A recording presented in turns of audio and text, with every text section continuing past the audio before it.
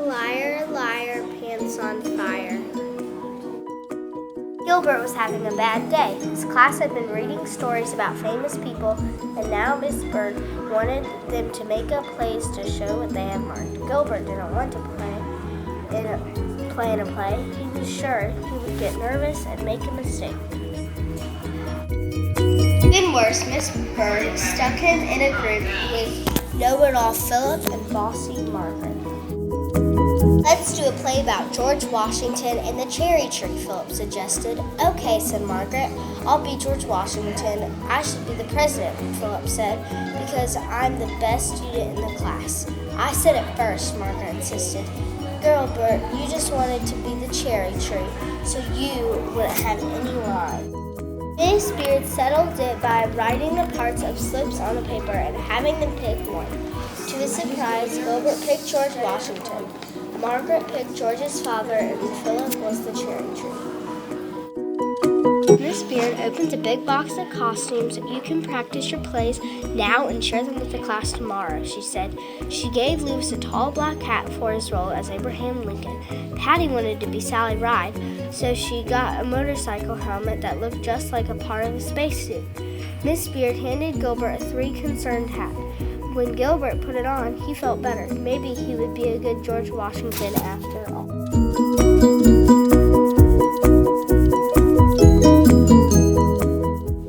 During practice, Gilbert pretended to chop trees for firewood. Then he chopped at Philip's leg. Philip said, "Ow," and dropped to the floor.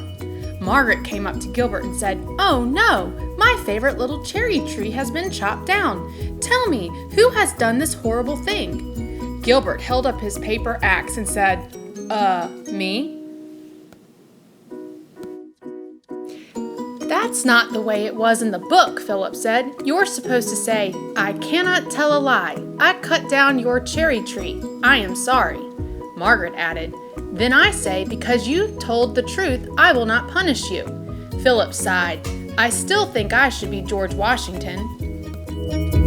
The rest of the day, Gilbert practiced his lines. At lunch, Patty asked him what kind of sandwich he had, and Gilbert replied, "I cannot tell a lie. It is peanut butter and jelly." In arithmetic, Miss Beard asked him to add 6 and 6. Gilbert said, "I cannot tell a lie. The answer is 12. Gilbert wanted to practice at home too. With the hat, when no one was looking, he slipped into the book bag. Gilbert wore the hat to the supper table and announced, "I cannot tell a lie. I'm starving." His sister Lola said, "Me too. Try this soup," Mother said, passing the bowl. "It's a new recipe." Gilbert took a spoonful and said, "I cannot tell a lie. I don't like it." Lola put her spoon down and said, "Yucky soup." Then Gilbert said, "I cannot tell a lie. Lola is a big copycat."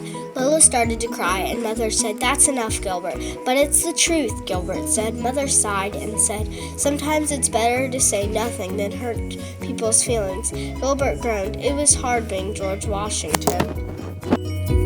Before getting ready for bed, Gilbert carefully tucked the hat into his backpack so he could take it back to school in the morning. He didn't want Miss Beard to notice it was gone. He took a bath and brushed his teeth, repeating his lines over and over so he wouldn't forget them. When Gilbert walked to school with Patty the next morning, he said, "I've been practicing my part, but I'm still nervous about making a mistake. I just know that Bully Louis is going to laugh at me." "I promise not to laugh if you make a mistake," Patty said. And Gilbert said, "I cannot tell a lie, Patty. You are a good friend." When it was time to get ready for the play, Gilbert opened his backpack and reached inside. He felt his spelling book and his notebook, but he didn't feel his three-cornered hat. It was gone. Just then, Margaret asked, "Where's your hat, Gilbert? It's not in the box." Gilbert said quickly, "I didn't take it." Margaret said, "I bet Philip took it. He wanted to be George Washington."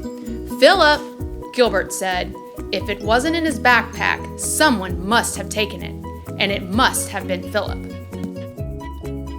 "But I didn't take it," Philip said. "Liar," Margaret shouted. "Liar, liar, pants on fire," Gilbert sang. Louis heard him and asked, "What's on fire?" Frank said, "There's a fire?" Patty ran to Miss Bird, shouting, "The school's on fire!" Mrs. Bird said, "I didn't hear the fire alarm." "But that's what Frank said," Patty replied. "It must be true."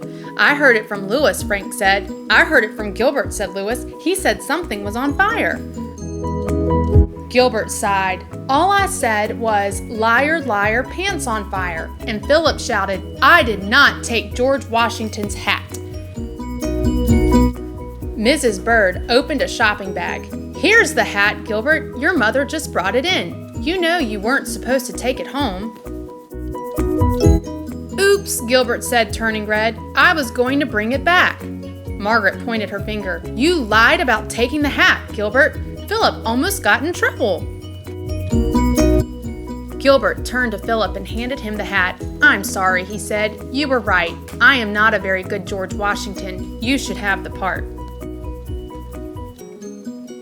But Philip handed it back, saying, "It's okay, Gilbert. You said you were sorry, just like Washington."